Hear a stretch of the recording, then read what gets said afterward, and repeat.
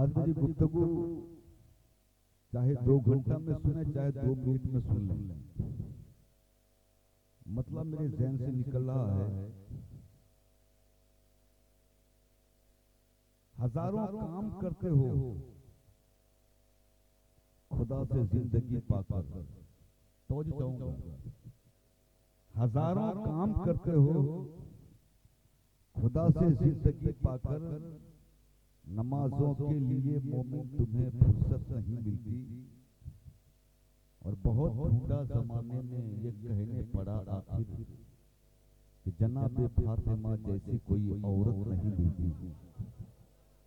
बहुत ढूंढा जमाने में ये कहने पड़ा आखिर कि जनाबे फातिमा जैसी कोई औरत नहीं मिलती।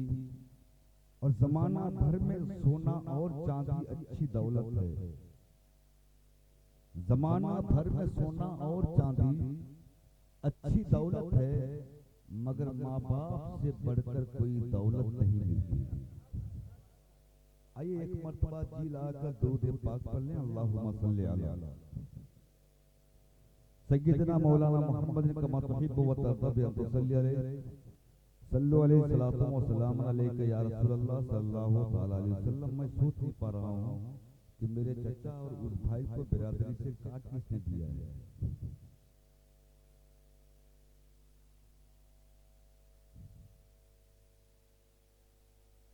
हाँ चचा आप ही आ जाइए, एक होकर के बैठे। आप लोगों को पता नहीं है कि मिल के बैठने में फायदा कितना है। एक मसला सुन लीजिए, फिर बाद में ऐसी महफिलों में कैसे बैठना है फैसला कीजिएगा। नमाज पढ़ते हैं ना? अरे पढ़ते हैं कि नहीं? कब कब कब रोजाना पढ़ते हैं ना? नमाज हम लोग 2 तरह पढ़ते हैं। कभी नमाज को हम अकेले में पढ़ते हैं तो कभी जमात के साथ। मेरे इस मसले पर गुफ्तगू का मुकम्मल दारोमदार है। देखते हैं आप कितने समझ रहे हैं। जब आदमी अकेले में नमाज पढ़ता है तब नमाजी को कभी भी रेस्ट नहीं। अगर 3 मर्तबा सुभान अल्लाह कहने के बराबर कहीं पर ठहर गया तो आदमी की नमाज नहीं होगी। और आदमी दूसरी नमाज को जमात के साथ पढ़ता है। इमाम साहब लंबी से लंबी किरत करेंगे, चाहे जोर से चाहे आहिस्ता। मुक्तदी मुकम्मल रेस्ट में। मुक्तदी का काम कम। और दुनिया का दस्तूर यह है कि जो ज्यादा काम करता है दाम वही ज्यादा पाता है। तो आदमी जब अकेला नमाज पढ़े तो काम ज्यादा, जमात से नमाज पढ़े तो काम बहुत कम। पूछो अल्लाह के रसूल से, या रसूल अल्लाह दाम किधर ज्यादा? नबी का जवाब होगा कि एक नमाज को अकेले में पढ़ो तो 1 नेकी, और उसी को जमात के साथ पढ़ लो तो 27 नेकी। काम कम है दाम ज्यादा। हमने अपने आका से पूछा, आका जमात में काम कम है दाम ज्यादा क्यों है?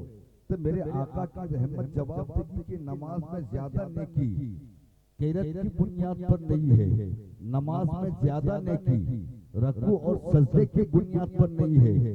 जमात में नेकी ज्यादा इसीलिए है कि मोमिन मोमिन से मिलकर खड़ा हो जाता है। जब मोमिन मोमिन से मिलकर खड़ा होता है तब खुदा की रहमत बरसती है। एक तो आप जलसे में आए हैं, उलमा की तकरीर सुन रहे हैं, इबादत है। नाते रसूल सुन रहे हैं, इबादत है। सुभान अल्लाह अल्हम्दुलिल्लाह बोल रहे हैं, ये भी इबादत है। बैठ जाओ कांधा से कांधा मिलाकर, ये भी इबादत है। हजरात, आज हिंदुस्तान की जो मौजूदा हालत है वो हिंदुस्तान के लिए बहुत नुकसानदेह है। आज हम मुसलमानों को हिंदुस्तान से निकालने की साजिश हो रही है। हम मुसलमान खौफ के मारे कांप रहे हैं।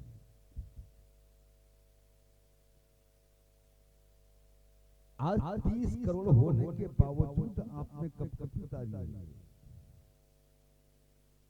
याद कीजिए उस वक्त को जब हिंदुस्तान में एक मुसलमान आया था, मुकाबला में खड़े होने बड़े बड़े बादशाहियां थी। जदीद हथियारों से लश्कर लैस थे। मुकाबला में आने वाला फकीर मुकम्मल निहत्था था। आने वाले फकीर से कहा गया कि निकल जा। आने वाले फकीर ने बड़ी हिम्मत से कहा था कि मैं नहीं निकलूंगा, तू बदल जा। मैं नहीं निकलूंगा, तू बदल जा। वो एक थे भारत के बादशाहों से नहीं डरे। आज 30 करोड़ होने के बावजूद हम कांप क्यों रहे हैं? जवाब फकत एक होगा, वो जो एक था ना वो फकत रब से डरता था। और आज हम 30 करोड़ रब से नहीं डरते, सबसे डरा करते हैं। जो रब से डरा करता है सब उससे डरता है, और जो रब से नहीं डरता वो सबसे डरा करता है। लेकिन जालिम को मालूम नहीं कि जब गरीब नवाज के बैठाए हुए ये ऊंटनी को इसके खानदान वाले उठा ना सके, तो गरीब नवाज के बसाए हुए मुसलमानों को कौन उठाएगा? तुम पूछते हो कि मुल्क किसका है, ये देश किसका है? आजाद ताजमहल से पूछ ले, बोल देगा कि मुल्क किसका है। कुतुब मीनार से पूछ ले तो बोल देगा कि ये मुल्क किसका है। इसलिए डॉक्टर राहत इंदौरी ने बड़े फख्र के साथ कहा कि सभी का खून है शामिल यहाँ की मिट्टी में, किसी के बाप का हिंदुस्तान थोड़ी।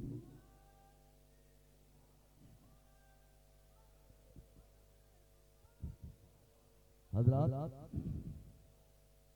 हम मुसलमान कल भी अपने वतन से मोहब्बत करते थे, आज भी मोहब्बत करते हैं, क्योंकि वतन से मोहब्बत करने का दर्स मेरे पैगंबर ने दिया। ज़हन को हाजिर करें, रब का खौफ अपने दिल में पैदा करें, तो इंशाअल्लाह ताला हमारा खोया हुआ वकार फिर मेरे कदम में आता हुआ नजर आएगा। इसीलिए अल्लाह रब्बुल इज्जत ने कुरान पाक में इरशाद फरमाया, वो कज़ा रब्बुका अल्ला ताबुदु इल्ला इय्या। अल्लाह यही चाहता है कि तुम अल्लाह के सिवा किसी और की इबादत ना करो। अल्लाह के किसी और की इबादत ना करो। जब बंदे मोमिन इबादत में आ जाता है, जब बंदे मोमिन मुसल्ला में आ जाता है, लेकिन याद रखना मुसल्ला वो मुबारक चीज है जो इंसान के मुंह से सच ही निकाला करता है। आज हमारे समाज में कोई किसी को मानता नहीं। हर मोहल्ला में बस्ती वाले बस्ती में एक कमेटी बनाई हुई है। कोई बस्ती का महलदार है तो कोई सरदार है, कोई सदर है तो कोई सेक्रेटरी है।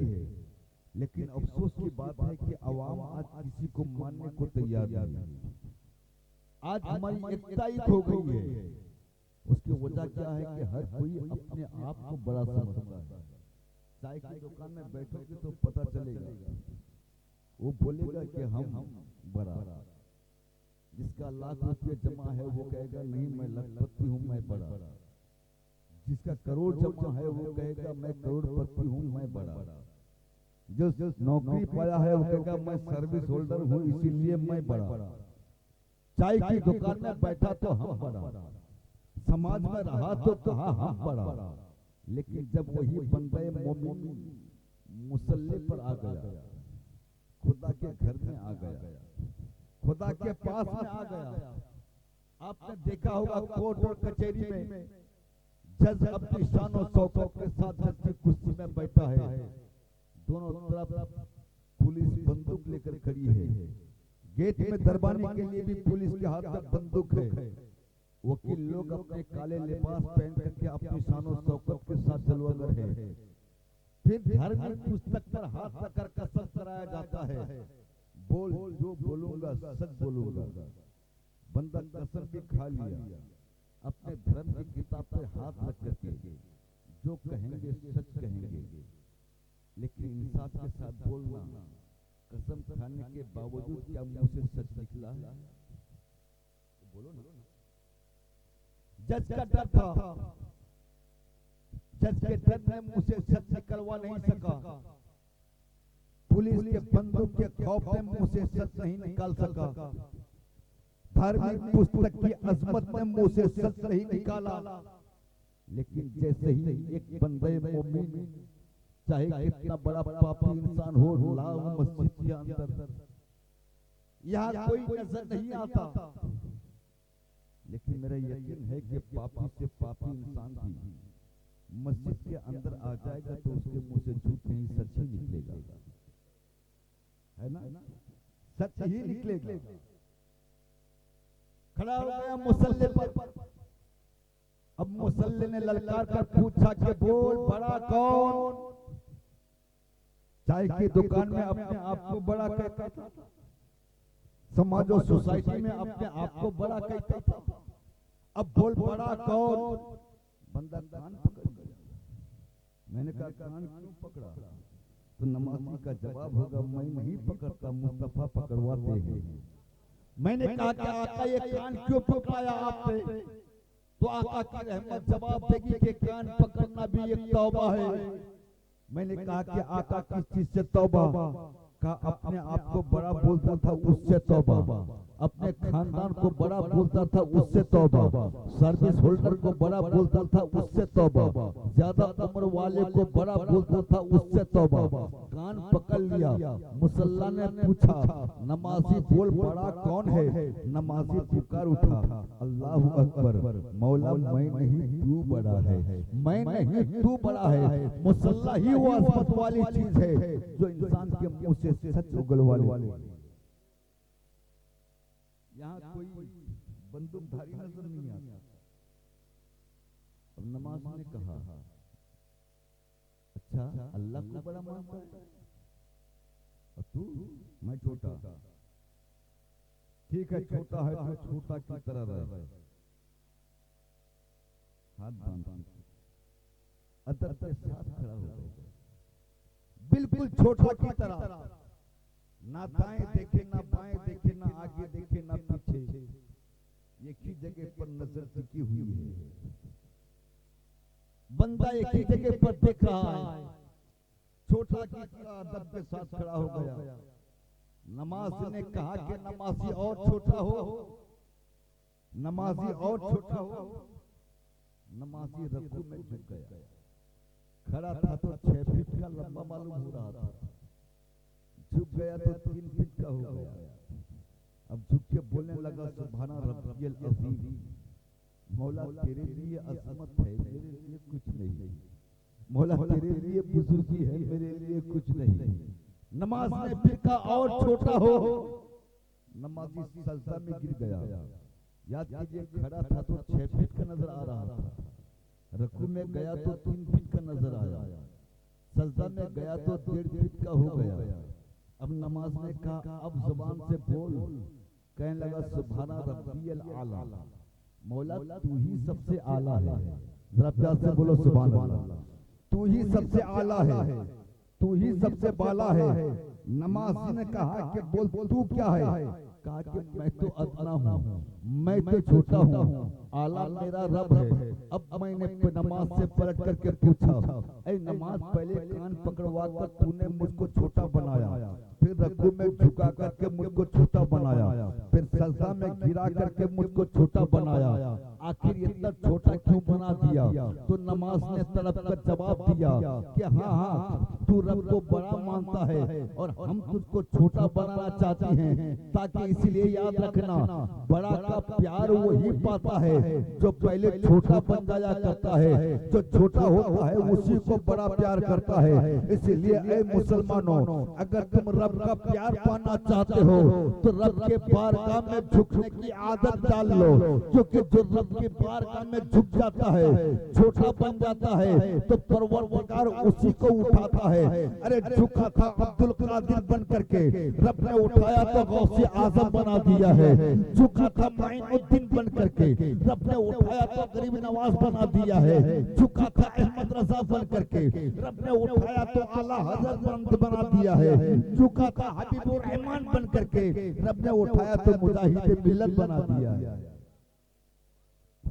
इसलिए याद रखना, अगर बड़े का प्यार पाना चाहते हो तो छोटा बनना सीख जाओ।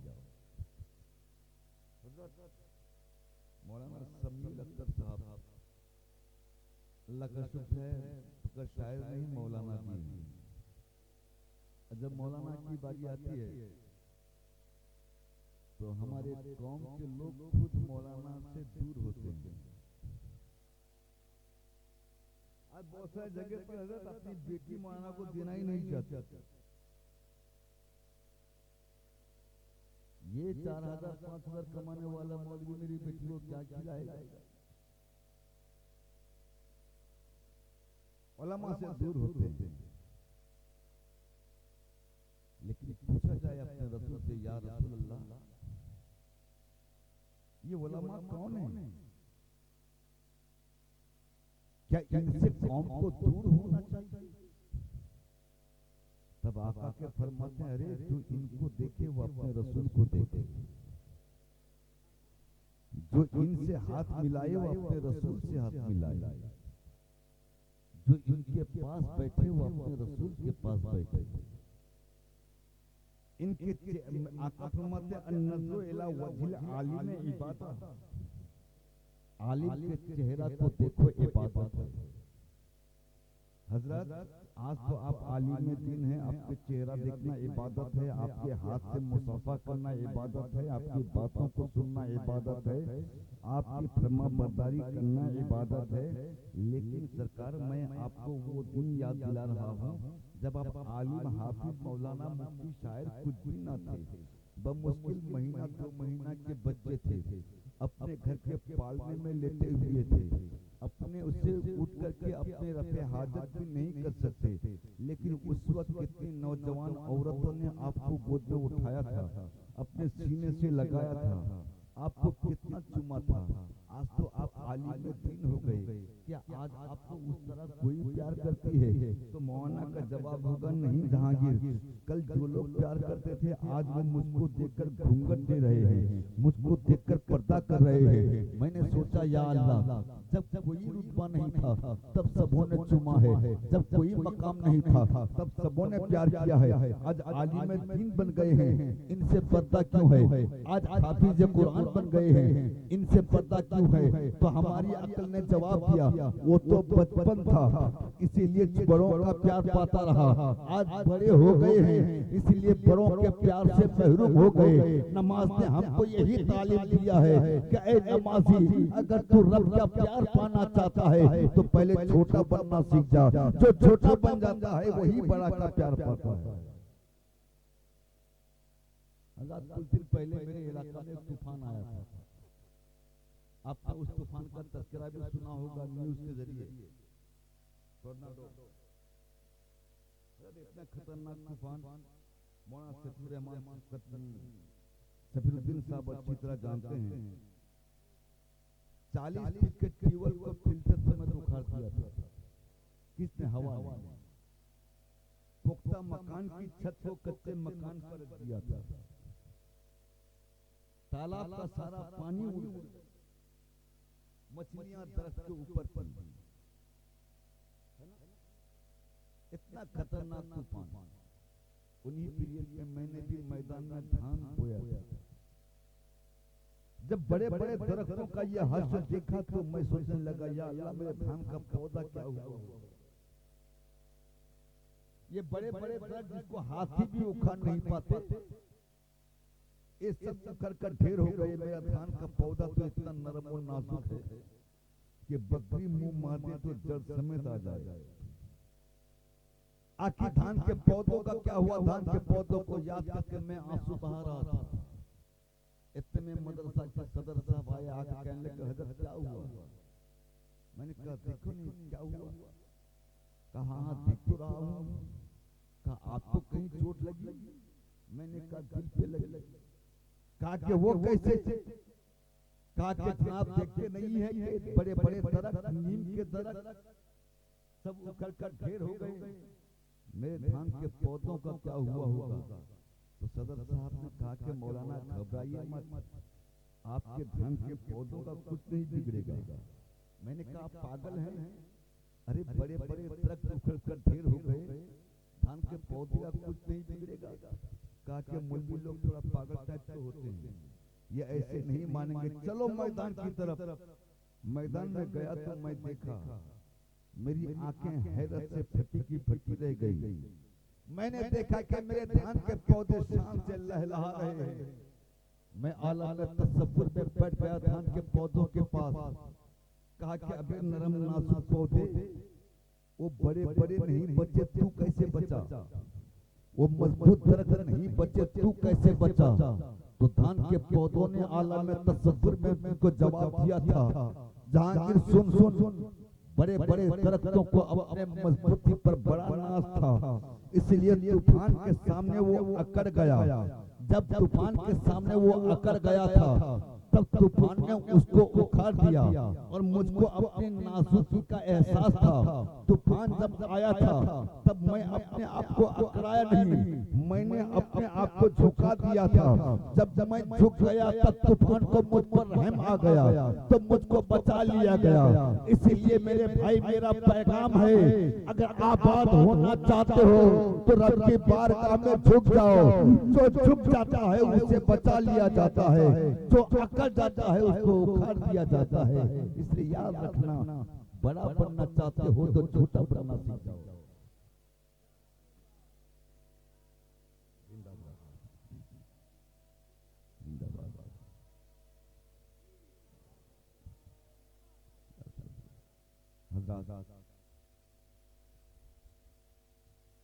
हर बनने वाली चीज के पीछे बनाने वाले का कोई ना कोई मकसद है। तो अच्छी लग रही है जी? हर बनने वाली चीज के पीछे बनाने वाले का कोई ना कोई मकसद होता है। दुनिया में कोई भी एक चीज ऐसी नहीं बनी जिसको बनाने वाले ने बगैर मकसद के बनाया। हजरत मूसा कलीमुल्लाह तूर पहाड़ के ऊपर बैठे थे, एक गोबर का कीड़ा रेंगता हुआ जा रहा था। उसको देखकर हजरत कलीमुल्लाह ने अल्लाह से पूछ लिया, मौला इसको क्यों पैदा किया? तो कुदरत की आवाज आई, मेरे कलीम, थोड़ी देर पहले यही कीड़ा मुझसे पूछ रहा था कि तूने मूसा को क्यों पैदा किया। कहने का मतलब यह है कि कोई भी चीज अबस नहीं पैदा हुई, बेकार नहीं पैदा हुई। आप बताओ कि आप किस काम के लिए पैदा हुए हो? बोलो, किस काम के लिए पैदा? खेती बाड़ी करने के लिए, नौकरी करने के लिए, बिजनेस करने के लिए? अल्लाह पाक फरमाता है, वमा खलक़तुल जिन्ना वल इंसा इल्ला लियअबुदून। मैंने जिन्नात और इंसान को फकत मेरी इबादत करने के लिए पैदा किया। किस काम के लिए पैदा किया? इबादत के लिए। आज हम हर काम कर रहे हैं, फकत वही काम नहीं करते जिस काम के लिए रब ने पैदा किया है। सब काम हमसे हो रहा है इबादत के सिवा। अच्छा, एक मौलाना सफीर रहमान सफीरुद्दीन साहब अपने घर के आंगन में ये लंगड़ा आम का पेड़ लगाए। हाँ, लंगड़ा आम, वो तो खानदानी लंगड़ा है। लंगड़ा आम का पेड़ लगाया, बहुत खाद दिए, बहुत पानी दिए, कई सालों तक दरख्त बहुत छायादार हो गया, पूरे आंगन को ठंड रखा। मगर बड़ी कोशिश के बाद भी एक लंगड़ा पैदा ना हुआ, एक भी आम पैदा ना हुआ। जब वो आम का पौधा बचपन में था इनके बच्चे ने एक पत्ता तोड़ दिया था तो बच्चे को तमाचा मारा था। पौधे के तूने पत्ते तोड़ डाला, लेकिन जब दरख्त बहुत बड़ा हो गया, एक भी फल उस दरख्त में नहीं आया। एक दिन मौलाना सफीरुद्दीन साहब कोढ़ाली लेकर के निकले। मैंने कहा हजरत किधर चले? कैसे काट दूंगा? मैं क्यों? न इसमें फल नहीं होता, इसको काटूंगा दूसरा लगाऊंगा। मैंने कहा यही तो वो दरख्त है जिसके एक पत्ते को आपके बच्चे ने तोड़ा तो बच्चे को तमाचा मारा था। आज आप जड़ से काट क्यों रहे हैं? तो मौलाना सफीरुद्दीन साहब का जवाब हुआ कि जहांगीर, मैंने इस पेड़ को आंगन पे साया करने के लिए नहीं लगाया था, मेरा मकसद था इससे फल खाने का। जब ये हमारे मकसद के मुताबिक फल नहीं दिया तो हम इसको काट देंगे, हम इसकी जिंदगी छीन लेंगे, हम इसको जिंदगी की नेमतों से महरूम कर देंगे। अरे आप एक दरख्त के मालिक हो, अगर दरख्त आपके मर्जी का, आपके मकसद के मुताबिक फल ना दे तो आप दरख्त को काट डालो। फिर मुसलमानों, रब ने भी तुमको एक मकसद के लिए पैदा किया है। जब तुम उस मकसद के मुताबिक काम नहीं करोगे तो गुजरात में तुमको नहीं तो किसको काटा जाएगा? दिल्ली में तुम्हारे खून से नहीं तो किसके खून से होली खेले जाएंगे? याद रखना, जो रब की बारगाह में झुका रहता है, खुदा की नुसरत उसी के साथ में रहती है, और जिसके साथ खुदा की नुसरत होती है वो अकेला होता है तब भी कामयाब होता है, 100 की तादाद में होता है तब भी कामयाब होता है। इसलिए मेरे भाई, तादाद की बुनियाद पर कामयाबी नहीं है, ताकत की बुनियाद पर कामयाबी नहीं है, कामयाबी तो नुसरत इलाही की बुनियाद पर है। कामयाबी तो खुदा की इबादत की बुनियाद पर है। अल्लाह यही चाहता है कि तुम अल्लाह की सिवा किसी और की इबादत ना करो।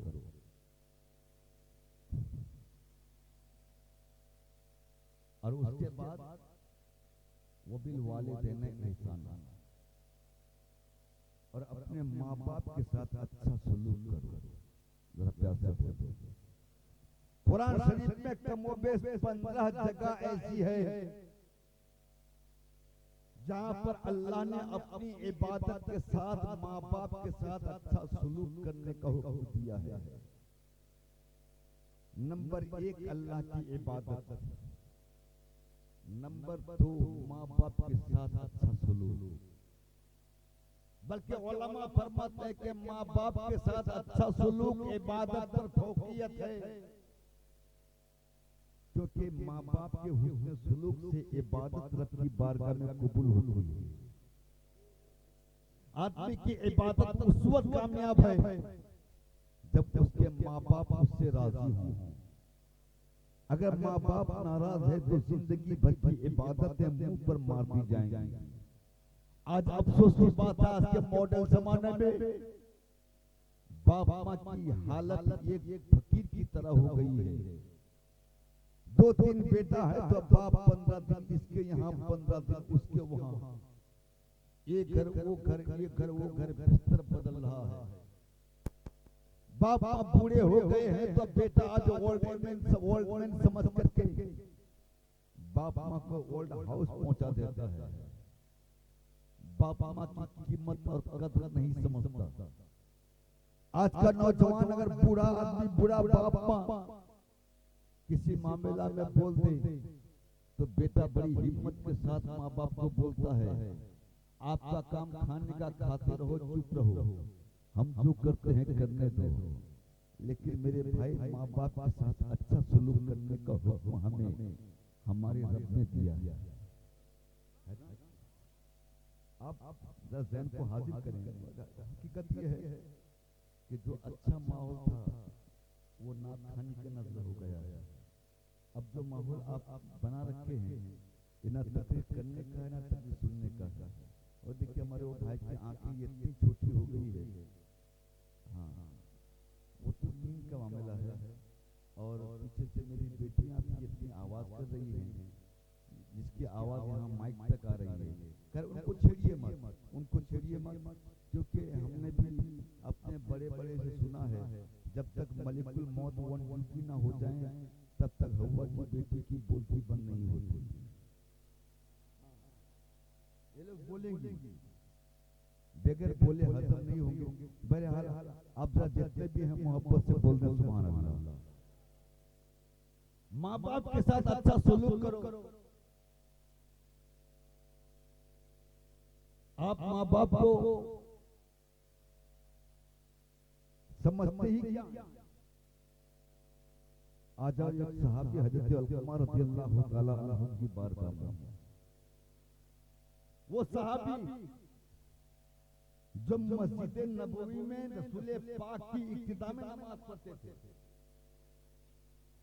एक नमाज को अपने घर में पढ़ो, एक नेकी, उसी नमाज को मोहल्ला की मस्जिद में आकर पढ़ लो तो 27 नेकी, उसी नमाज को शहर की जामे मस्जिद में पढ़ लो तो 70 नेकी, और अल्लाह तौफीक दे दे उसी नमाज को खाना काबा या मस्जिद नबवी पढ़ लो तो 1,00,000 नेकी। जरा बोलो ना, एक नमाज में 1,00,000 नेकी। तो वो सहाबी जो रसूल पाक की इब्तिदा में नमाज पढ़ते थे, इंसाफ के साथ बोलना, एक एक नमाज में जिसको 1,00,000 नेकी मिले, वो सहाबी जो रसूल पाक की क़यादत में हज और उम्रा के फराइज को अंजाम दे, वो सहाबी जिसने रसूल पाक के झंडे तले जिहाद में हिस्सा लिया, उसकी नेकियों का आलम क्या होगा? अब नमाज पढ़ो किसी भी इमाम के पीछे, कोई इमाम ये सनद दे नहीं सकता कि आज मेरी नमाज कबूल हो गई, लेकिन कसम खुदा की आमिना के लाल की नमाज, जरा प्यार से बोलो सुभान अल्लाह। आमिना के लाल की नमाज का आलम तो और है। एक सहाबी ईमान लाया, पहला पहला इस्लाम कबूल किया, तो आका ने कहा तुम नमाज पढ़ा कर।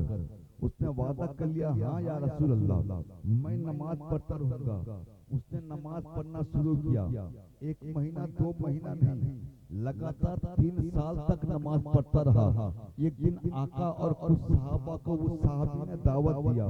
आका उसके घर में पहुंचे, जैसे ही आका पहुंचे जिब्रील अमीन आ गए, कहने लगे या रसूल अल्लाह आपका ये सहाबी 3 साल से नमाज पढ़ रहा है, मगर अल्लाह ने इसकी एक भी नमाज कबूल नहीं किया। इतना सुनना था कि आमिना के लाल लोग रो पड़े। मेरे आका के आंखों में आंसू आ गए। उस दावत देने वाले साहबी ने कहा, या रसूल अल्लाह हमारे घर में आकर के अपने आंसू क्यों बहाते, हमारे घर में आकर के रो क्यों रहे हैं, कौन सी तकलीफ हो गई? तब मेरे आका ने फरमाया, मेरे साहबी अभी जिब्रील अमीन ने मुझको बताया कि अल्लाह ने तेरी 3 साल की नमाजों में से किसी एक भी नमाज को कबूल नहीं किया। तो उस साहबी ने बड़ी हिम्मत के साथ कहा था, या रसूल अल्लाह हमें अल्लाह ने नमाज पढ़ने को नहीं कहा था, हमें तो आपने कहा था अल्लाह कबूल करे चाहे ना करे, आप कबूल कर लीजिए। अभी वो साहबी कहकर फारिग ही ना हो पाया था, जिब्रील अमीन फिर से आ गए, कहने लगे या रसूल अल्लाह अल्लाह जिस साहबी की 3 साल की एक भी नमाज कबूल नहीं किया था, अभी एक के बदले 70 कबूल कर रहा। मुस्तफा के कबूल करने से नमाज में एक के बदले 70 नमाज कबूल हो, तो जो नमाज रसूल पाक के पीछे पड़ी गई उसका आलम क्या होगा? वो हजरत अलकमा रज़ियल्लाहु तआला अन्हु पंजगाना मुस्तफा के पीछे पड़ा करते थे। हज मुस्तफा के साथ में किए हैं, उम्रा मुस्तफा के साथ में किए हैं, नबी के साथ कई मरतबा जिहाद में शामिल हो गए।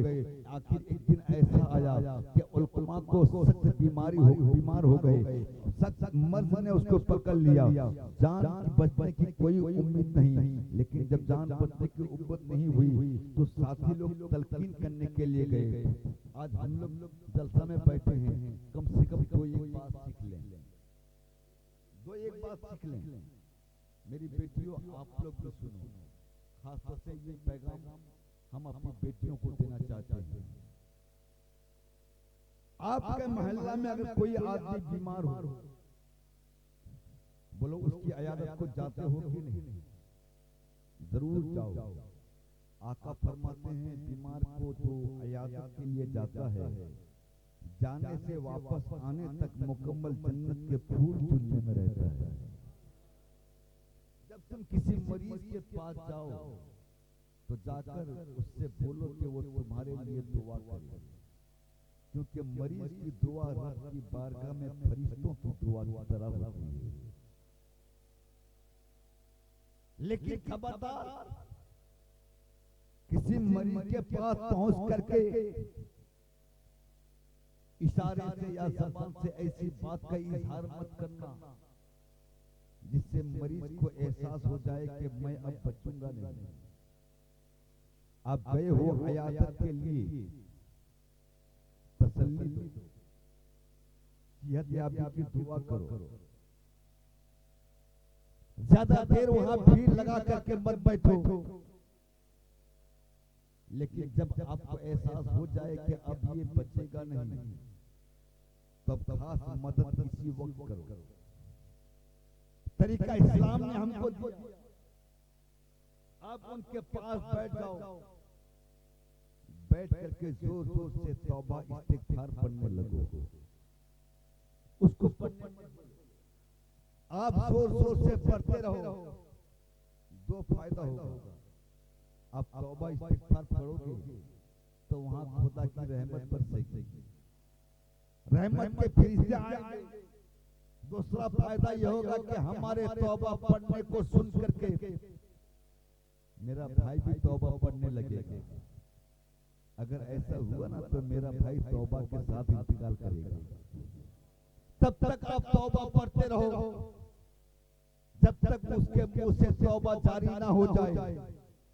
जब उसके मुंह से तौबा जारी हो गया, अब टॉपिक बदल दो।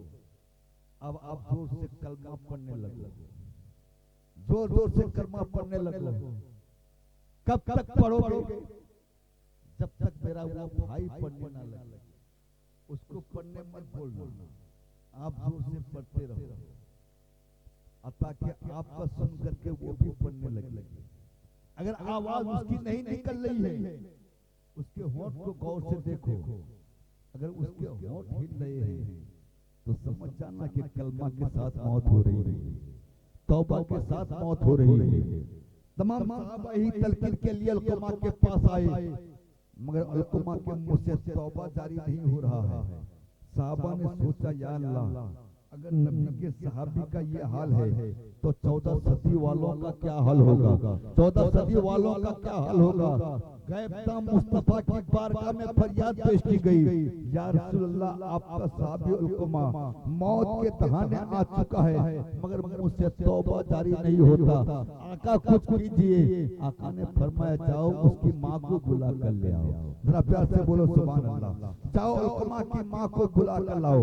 माँ को बुलाया गया। आका ने पूछा, उम्मे अलकुमा, ये बता तेरा बेटा कैसा है? माँ ने कहा, या रसूलल्लाह, मेरा बेटा जैसा है मुझसे ज्यादा आप जानते हैं। पंजगाना आपके पीछे पड़ता था। मेरा बेटा कुरान पाक की तिलावत भी करता था, पाबंदी से तहज्जुद भी पढ़ता था। मेरा बेटा हज भी किया है, मेरा बेटा उम्रा भी किया है, मेरा बेटा जिहाद में भी हिस्सा लिया है।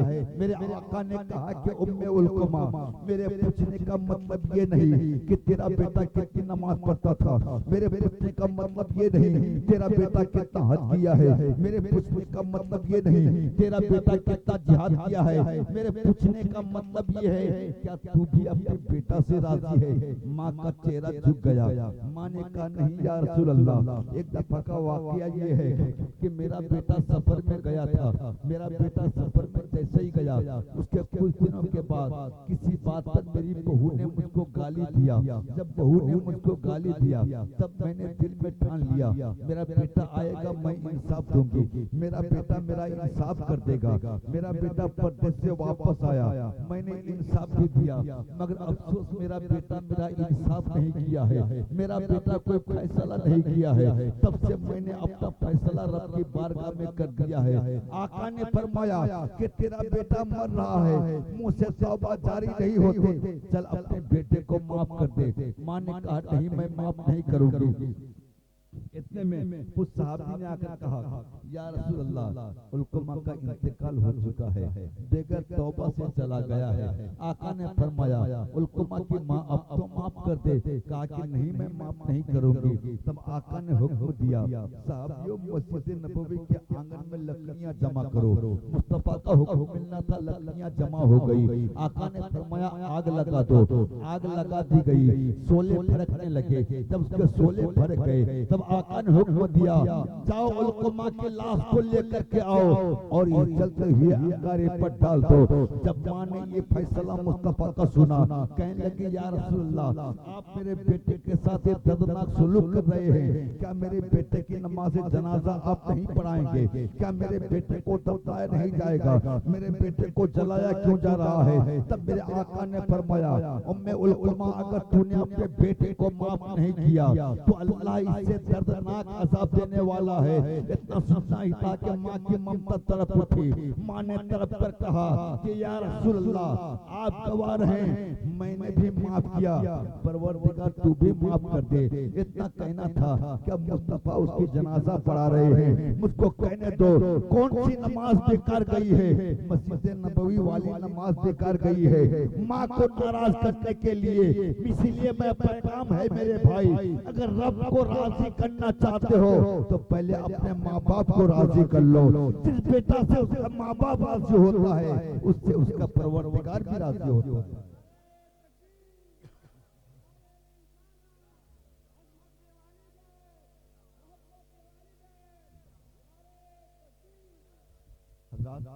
अब आ जाओ आका की बारगाह में। आका फरमाते हैं, अन्नज़्र इला वजहिल वालिदैन इबादत। आका फरमाते हैं कि माँ बाप के चेहरे को देखो, माँ बाप के चेहरे को देखना इबादत है। जरा प्यार से बोलो ना, माँ बाप के चेहरे को देखना क्या है? इबादत है। माँ बाप के चेहरे को देखना इबादत है।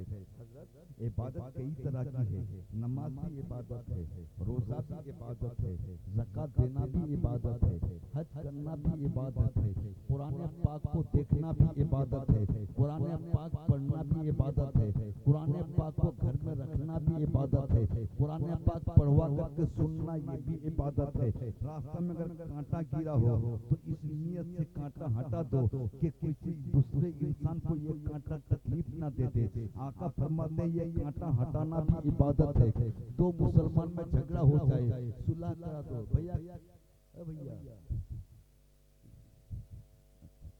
इसीलिए जलसा में जब भी आया करो पानी कम पी कर आया करो। जरा प्यार से बोलिए सुभान अल्लाह, और मोहब्बत से बोलें सुभान अल्लाह। हजरात, रास्ता से कांटा हटाना भी, दो मुसलमान में झगड़ा हो जाए, फैसला करा देना भी इबादत है। मुसलमानों को मिला देना भी इबादत है।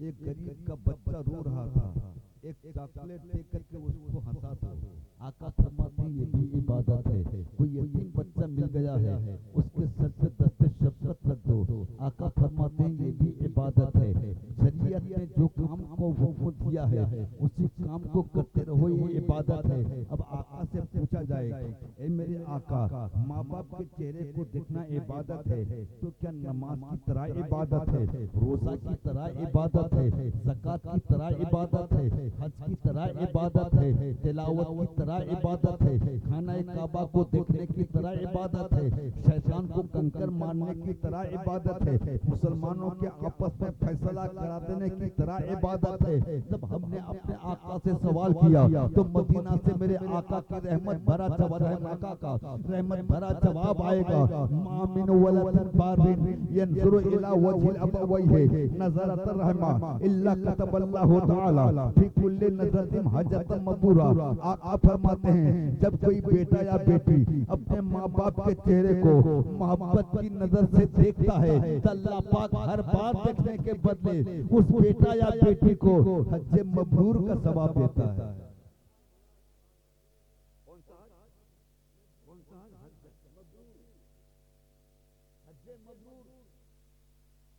यार हज दो तरह, एक हज है, एक हज मबरूर है। कोई हाजी है क्या?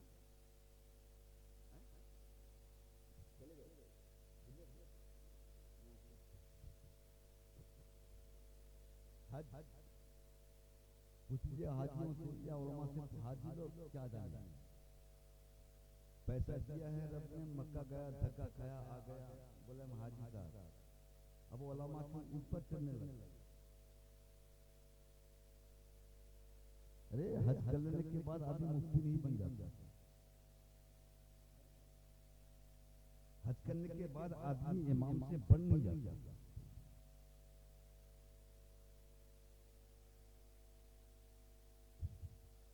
हज में अगर कोई गलती हो जाए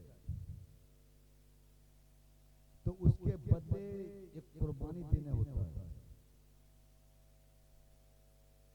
हज के दरमियान हालत एहराम में अगर किसी ने दाढ़ी की एक बाल तोड़ दिया तो एक कुर्बानी देनी होगी। अगर हरम के अंदर एक पत्ता को तोड़ दिया दरख्त का तो कुर्बानी देनी होगी। हरम के अंदर अगर आपने एक चूटी को भी मार दिया कुर्बानी देनी होगी। ये हरम है क्या? आमिना के लाल के हाथ में खजूर की टहनी थी। मुस्तफा खाना काबा के गिर्द एक लकीर खींचे। लकीर खींच के साहबा किराम से मुखातब होकर फरमाया कि ये मेरा हरम है, यहाँ पर लड़ाई हराम, यहाँ पर जुल्म हराम, यहाँ पर जुदाई हराम। अभी मुस्तफा साहबा से बात कर ही रहे थे कि मक्का के करीब के जंगल से एक हरन दौड़ती हुई आई। उस हरन के पीछे पीछे एक शेर दौड़ता हुआ आया। शेर हरन का शिकार करना चाहता था। हरन कहीं और नहीं जाता, सीधा मुस्तफा के खींचे हुए लकीर के अंदर आ गया। लकीर के अंदर आकर के अब ये हरन भाग नहीं रही, शेर की तरफ मुंह करके सीना तान के खड़ी हो गई। शेर तो आया था फुल स्पीड में, जैसे ही लकीर को देखा मानो आपकी जबान पे डिस्क ब्रेक मारा हो। शेर रुक गया। हरन टक टक के बांधे शेर को देखे। शेर ललचाई नजरों से हरन को देखे। हरन की खामोशी ने शेर को ललकारा था, ऐ शेर आज मैं मुस्तफा के हरम में हूँ, दम है तो हमला कर ले। मैं मुस्तफा की पनाह में हूँ, दम है तो आगे बढ़ के आ। तारीख मक्का हमको बताती है। शेर तुम हिलाता हुआ वापस गया। ये है मुस्तफा का हरम। जिस हज में हाजी पर दम लाजिम हो उसको हज कहते हैं, और जिस हज में हाजी से कोई गलती ना हो, दम लाजिम ना आवे, उस हज को हज मबरूर कहते हैं। अरे माँ बाप के चेहरे को देखने में आम हज का सवाब नहीं, हज मबरूर का सवाब मिलता है। साहबा किराम ने कहा कि या रसूल अल्लाह, तब तो हम लोग रोजाना 100 बार देखेंगे। मुस्तफा ने फरमाया, हाँ अगर तुम रोजाना 100 बार माँ बाप के चेहरे को मोहब्बत से देखोगे तो रोजाना तुमको 100 हज का सवाब मिलेगा। लेकिन देखना, आका ने फरमाया कि माँ बाप के चेहरे को देखो हज का सवाब मिलेगा। आका फरमाते हैं मोहब्बत की नजर से देखो। देखना दो तरह है, एक नॉर्मल अंदाज का देखना और मोहब्बत की नजर से देखना और है। आम हालत में पुकारना और है। खुद मेरे अब्बा जान जब मुझको बुलाते थे नॉर्मल हालत में तो कहते थे जहांगीर इधर आ। आज वही बाप जब बेटा को मोहब्बत से पुकारे तब नाम नहीं ले, कहा बेटा इधर आ। मेरा लाल इधर आ, मेरे नूरे नजर इधर आओ, मेरे लगते जिगर इधर आओ। यही तो हुआ था एक दफा मदीना शरीफ में एक सहाबी का बेटा खो गया और बेचारे का एक ही बेटा था। बेटा 3-4 साल की उम्र का था, खो गया। 3 दिन तक ढूंढा, बेटा का कहीं पता नहीं मिला। इंसाफ के साथ बोलना, जिस बाप का एक ही बेटा हो और 3 दिन खो जाए तो बाप माँ को कितने टेंशन होगी। थाना में मिसिंग डायरी देंगे, क्या से क्या कर जाएंगे बेटे को ढूंढने के लिए। आखिर वो साहबी 3 दिन तक तलाश किया, परेशान होकर बारगाहे रसूल में आया। या रसूल अल्लाह, 3 दिन से मेरा बेटा खो गया है, आप बताएं कि मेरा बेटा कहाँ पर होगा, मैं कहाँ जाऊं तो अपने लाल को पा सकूं। मेरे आका ने मुस्कुराकर फरमाया, घबरा मत, तेरा बेटा फला मैदान में बच्चों के साथ खेल रहा है। जरा प्यार से बोलो, तेरा बेटा फला मैदान में बच्चों के साथ खेल रहा है। इतना सुनना था। बेचैनी के आलम में वो सहाबी पलटा। आका ने कहा, ठहर जाओ, या रसूल अल्लाह जाने दीजिए। 3 दिन ने मेरे आंख ने मेरे बेटे को नहीं देखा, मेरे घर में मातम छाया हुआ है, मेरी बीवी ने खाना पीना बंद कर दिया है। या रसूल अल्लाह इजाजत दो मैं अपने बच्चे के पास जाऊं। आका ने फरमाया, हाँ जा रहे हो जाओ, लेकिन करीब मत जाना, दूर से अपने बेटे को नाम लेकर के पुकारना, मोहब्बत भरे अंदाज में मत पुकारना।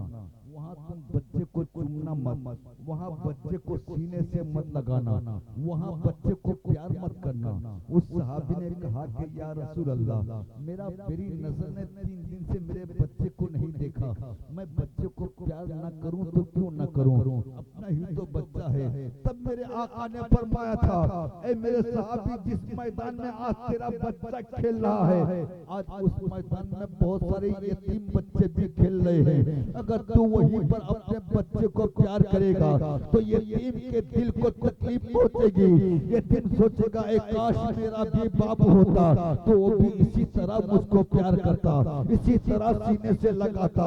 इसलिए प्यार करना हो तो घर में लाकर प्यार करना, चुमना हो तो घर में लाकर के चुमना।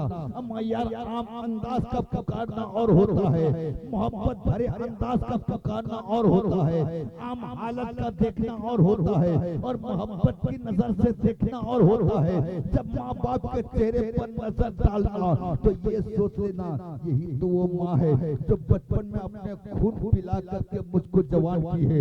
यही तो वो माँ है जो बचपन में जिंदगी और मौत से आंख मचोली खेल करके मुझको जन्म दी है।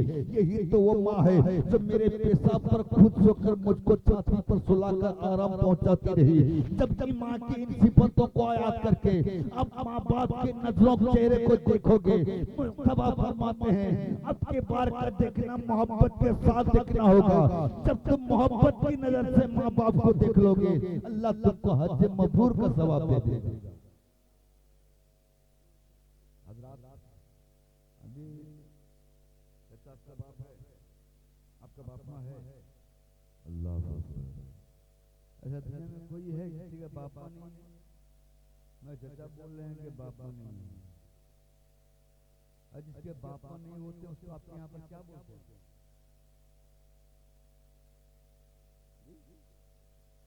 ये थी जिसके बाप माँ बाप नहीं, लावारिस, यतीम लावारिस कहते हैं ना, हमारे बंगाल में उसको बेटा बोलते हैं, जिसका बाप नहीं। बाप है, अरे आधार कार्ड में है कि नहीं, राशन कार्ड में है कि नहीं, क्यों बोलते हो बाप नहीं है? बाप है, कैसे बाप है? बाप एक, चाचा बहुत झूठे हो, ये क्यों बाप किसी का नहीं होता, याद रखिए। अरे जिसके साथ आपकी अम्मी की शादी हुई वो तो आपका बाप है, कंफर्म बात है। जैसे आदम के हमारे बाप नहीं है, अरे बोलिए है कि नहीं? तो चलिए एक थे दो हुए तो, अरे जिसने आपको बेटी दिया वो ससुर जी अब्बा हैं कि नहीं?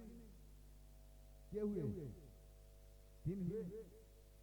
और जिस उस्ताद ने आपको पढ़ाया वो बाप हुए कि नहीं? क्या हुए? और जिसके हाथ पर आपने हाथ दिया वो पीर साहब आपके बाप हुए कि नहीं? रूहानी बाप। कितने हुए? 5 बाप रखे, एक बाप का नाम ले रहे हैं। जरा ज़हन को हाजिर करें। अब आपके ज़हन में सवाल होगा, या अल्लाह, माँ बाप के चेहरे को मोहब्बत के साथ देखो तो हज का सवाब मिले, लेकिन हम में से बहुत सारे लोग ऐसे हैं जिसके माँ बाप का इंतकाल हो चुका है, चेहरा निगाहों के सामने नहीं। या रसूल अल्लाह, क्या हम लोग हज के सवाब से महरूम रहेंगे? लेकिन याद रखना, करम सब पर है, कोई हो कहीं हो।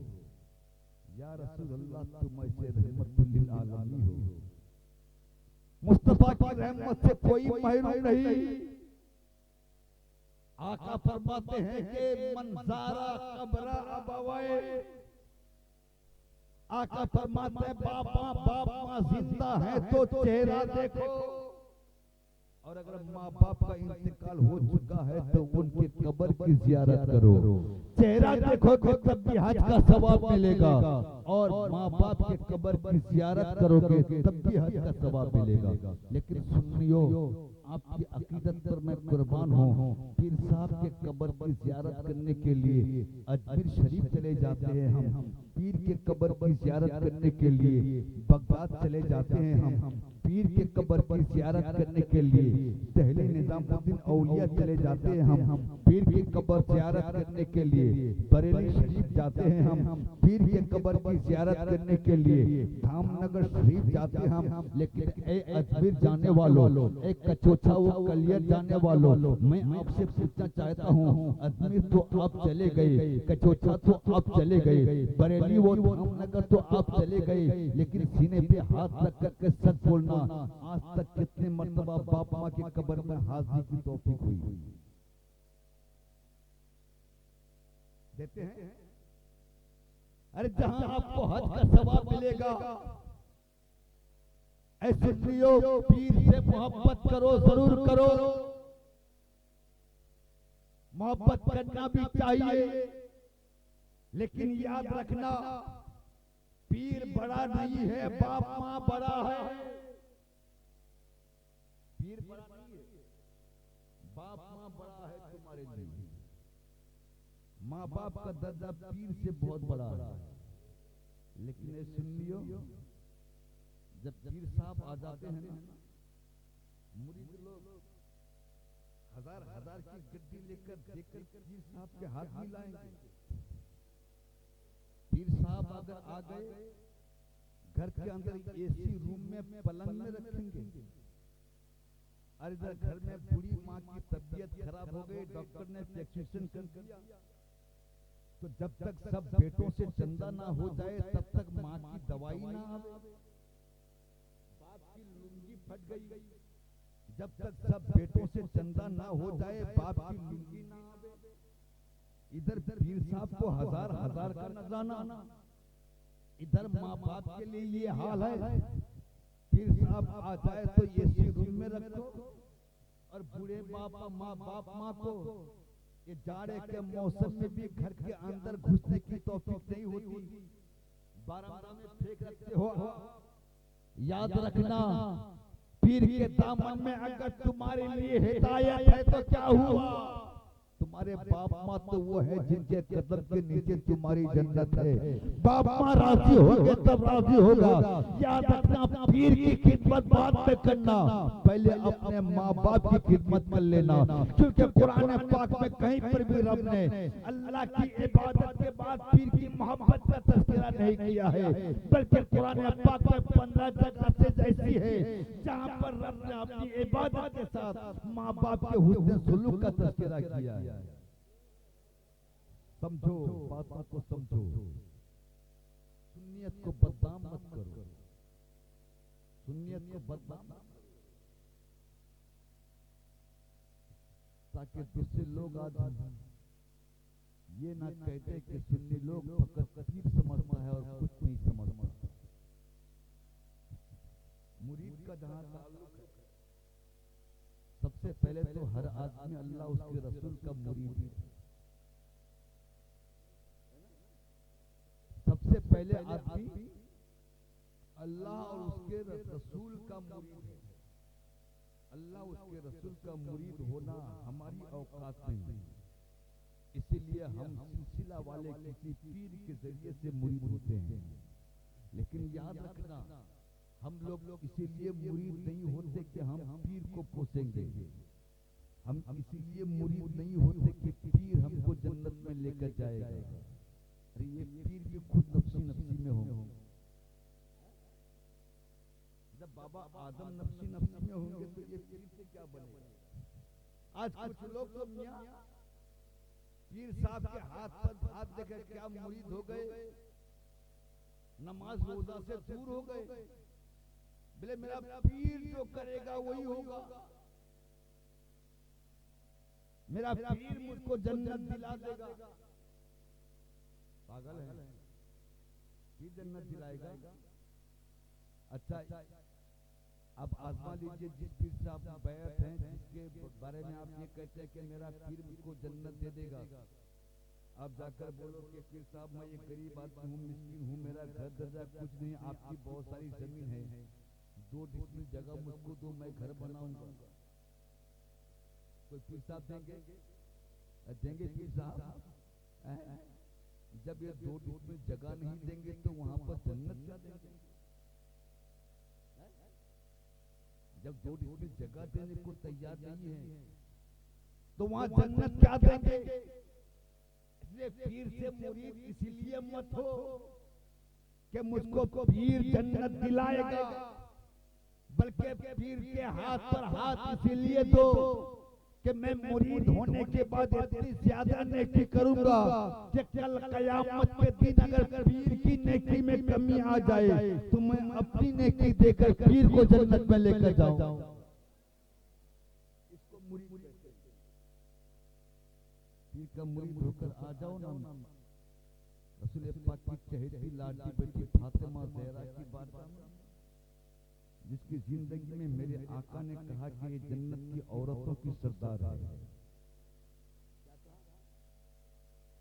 जिसको मेरे आका ने कहा कि मेरी बेटी फातिमा दुनियावी हूर है। जरा प्यार से बोलो। जिस फातिमा के ताल्लुक से मुस्तफा ने फरमाया अल फातिमा तो बिदअतुन मिन्नी, फातिमा मेरा टुकड़ा है। फातिमा तो वो है जिसका शौहर वलियों का सरदार, जरा प्यार से बोलो, जिसका बेटा जन्नत के जवानों का सरदार, जिसका बाप नबियों का सरदार, खुद फातिमा जन्नत की औरतों की सरदार। ये फातिमा ज़हरा से एक दफा आका ने फरमाया था, बेटी फातिमा तू अगर ये सोचती है कि तेरा बाप नबी है, तेरा शौहर अली है, तेरा बेटा हसन और हुसैन है, ये समझ के अगर तू हाथ पे हाथ देकर बैठी रही और तूने कोई अमल नहीं किया तो याद रख तेरा बाप कयामत में तेरी कोई मदद नहीं करेगा। बेटी किसी दूसरे के सहारे पर जीने की आदत छोड़ दे, अपनी आदत के अपने भरोसे पर जीने की आदत डाल ले। मुस्तफा के कहने का असर तो ये हुआ, फातिमा ज़हरा सबसे ऐसे सजदा करती थी कि नमाज़े इशा के फारिग होकर के, खिदमत शौहर से फारिग होकर के 2 रकात नमाज की नियत करती थी और सुबह सजदे में जाकर के पहली रकात के सजदे में जाकर फातिमा सुभान रब्बिल आला सुभान रब्बिल आला कहती जाती। कितने कहती थी फातिमा जाने, या जिसके लिए सजदा करती थी वो परवरदिगार जाने कि फातिमा ने कितना लंबा सजदा किया।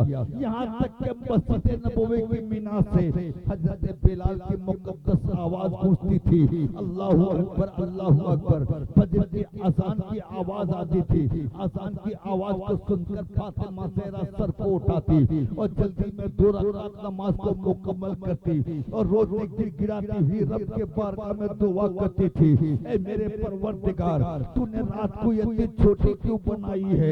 ए मेरे मौला, किसी दिन रात के सियासत को तो ये तराश कर दे ताकि फातिमा दिल भर के तुझको सजदा कर ले। याद रखना, रसूल की बेटी की इबादत का ये आलम है, रसूल के नवासों के सजदों का ये आलम है, तो तुम क्या मुरीद? इसलिए मेरे भाई, ये बड़े नहीं हैं, पीर बड़े नहीं हैं, बाप माँ बड़े हैं। कौन बड़े हैं बोलो? बाप माँ बड़े हैं। अगर रब को राजी करना चाहते हो तो पहले माँ बाप को राजी करना।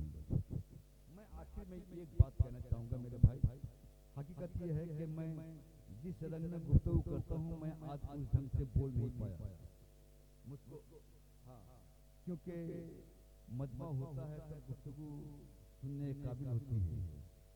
जहाँ तक हो सका मैंने आपकी खिदमत करने की कोशिश किया।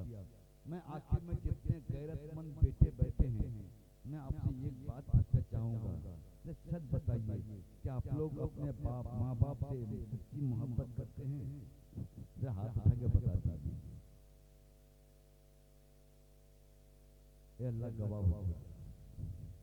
अच्छा, आप लोग अपने बाप माँ से मोहब्बत करते हैं? क्या कोई भी बाप माँ, कोई भी बेटा, वफादार बेटा ये चाहेगा कि उसका बाप अपने दामन फैला करके दर दर भीख मांगे? बर्दाश्त करोगे? ये बोलो, बर्दाश्त करोगे? क्या आप ये चाहोगे कि आपकी बुरी अम्मा अपने आंचल फैला करके कहीं पर भीख मांगे? बर्दाश्त करोगे? लेकिन आपका बाप दर दर भीख मांग रहा है, आप बर्दाश्त कर रहे हो। आपकी माँ आंचल फैलाकर भीख मांगती है, आप बर्दाश्त कर रहे हो। साल में 3 मुकद्दस रातें आती हैं, शबे कद्र, शबे बरात, शबे मेराज।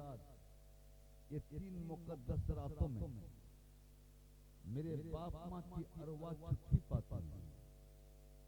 ये छुट्टी पाने के बाद पिकनिक करने नहीं जाते, नंदन कानन घूमने नहीं जाते।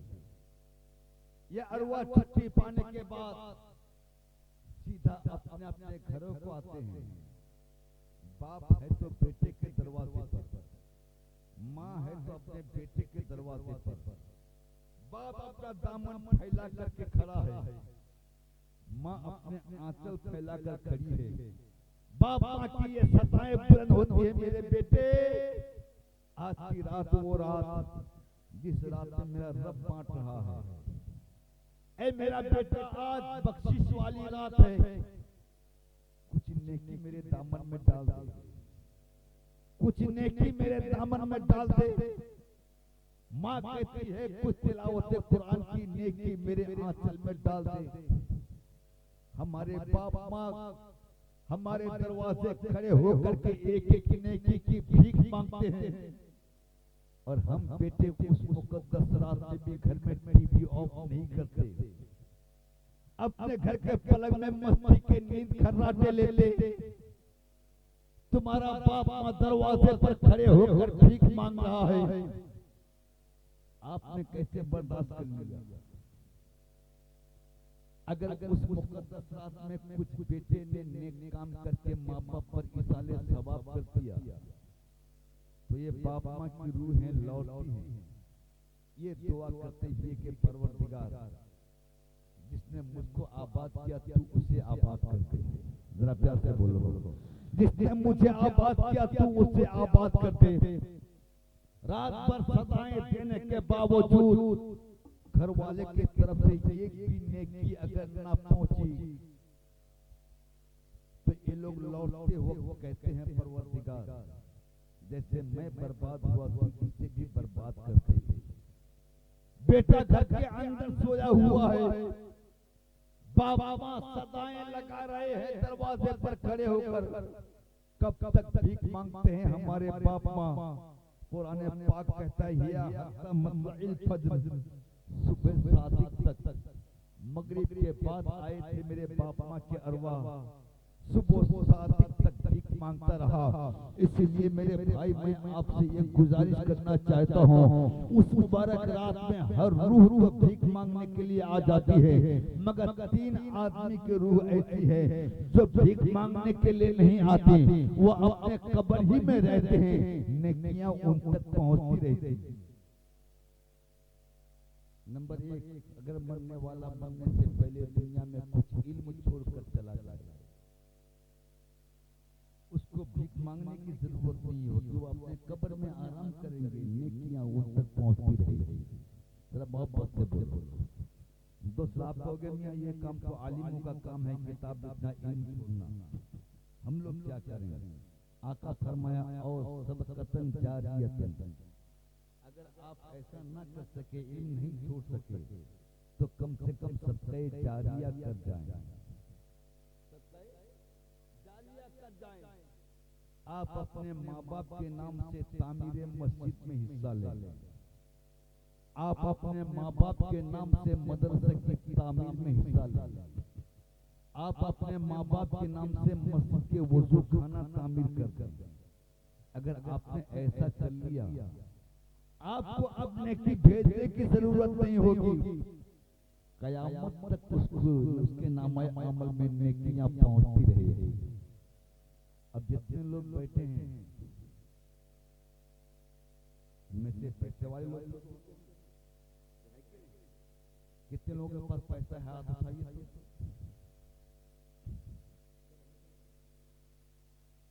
मैं अपना पैसा दूंगा नहीं। कितने लोगों के पास पैसा है? आप होगा? अरे मैं आप क्या सोच रहे हैं? मैं इनकम टैक्स अफसर को खबर दे दूंगा क्या? अगर पैसा है तो 2-4 भाई यहाँ पर खड़े हो जाएं, अपने माँ बाप के इसाले सवाब के लिए मस्जिद में वजू खाना बनाना। अगर आपने ऐसा कर लिया, कयामत तक आपके बाप माँ को नेकी मिलती रहेगी। मैं नहीं देखता मेरे बाप माँ को भीख मांगते हुए, मगर जिस मुस्तफा ने देखा है उसने कहा है कि हमारे बाप माँ उन मुबारक रातों में भीख मांग जाते हैं। कोई है खड़े हो गए बनाने के लिए?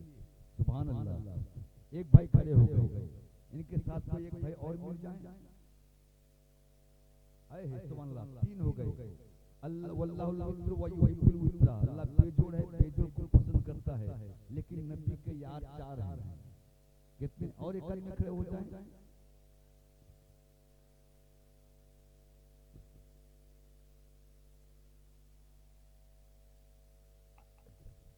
हम 4 आदमी बात नहीं कर रहे हैं, पहले मुझको तो आगे बढ़ने दीजिए।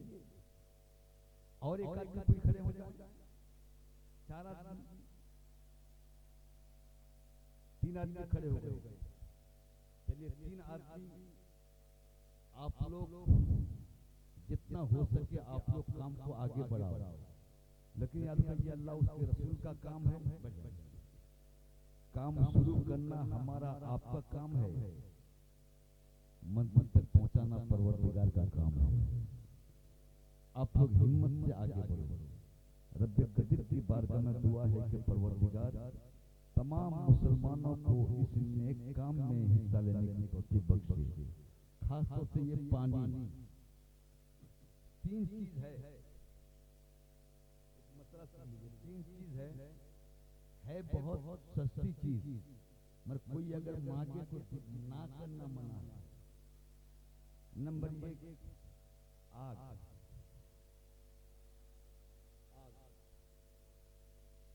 अगर किसी ने आपसे आग मांगा तो मना मत करो, मगर घर में आग लगाने के लिए नहीं। आका फरमाते हैं कि उस आग से जितना खाना पकेगा उतना खाना सबका करने का सवाब मिलेगा। नंबर 2 नमक। अगर आपसे कोई नमक मांगे तो मना मत करो, क्योंकि आप नमक दोगे, किसी ने मांगा नमक दिया तो उस नमक से जितना खाना खाने के लायक बन जाएगा, आका फरमाते हैं उतना खाना सबका करने का सवाब मिलेगा। नंबर 3 पानी। सबसे आका फरमाते हैं कि पानी से जिंदगी बचती है।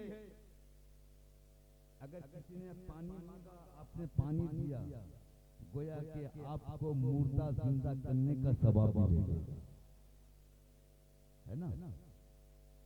मुसलमानों, 3 भाई भी हमारे खड़े हो गए हैं। 30,000 रुपया भी आप लोगों के लिए बड़ी बात नहीं, आपका चेहरा बता रहा है अल्लाह पाक नवाजा है। 3 भाई मिलके भी आप कर सकते हो। मेरे हज़रत साद रज़ियल्लाहु तआला अन्हु की वालिदा का इंतकाल हो गया, तो आका से पूछा, या रसूल अल्लाह, मेरी माँ का इंतकाल हो गया है, कौन सी चीज सदका करें? तो आका ने फरमाया माओ। आका ने कहा कि पानी। तो साहबी ने एक कुआं खोदा और लिखा कि ये साद की माँ के लिए है। ये रसूल पाक ने भी फरमाया आपके यहाँ पर पानी पीने की कमी है, अगर आपने ये भी कर दिया, जहाँ मस्जिद के नमाजी नमाज पढ़ने के लिए वजू करेंगे, वही प्यासा भी पानी पिएंगे, इधर से नमाज का भी सवाब मिलेगा, उधर से मुर्दा जिंदा करने का भी सवाब मिल जाएगा। कर देंगे तीनों भाई मिलकर के, हो जाएगा। 30,000 रुपए के देंगे, देकर के आप लोग काम में लग जाइए। इंशाअल्लाह ताला मुझको यकीन है आप काम में लग जाओगे तो पूरा मोहल्ला आपके साथ में आ जाएगा इंशाअल्लाह। अगर आपने फिर कभी बुलाया आएंदा साल, अगर आपने बुलाया तो मैं आकर यहाँ पर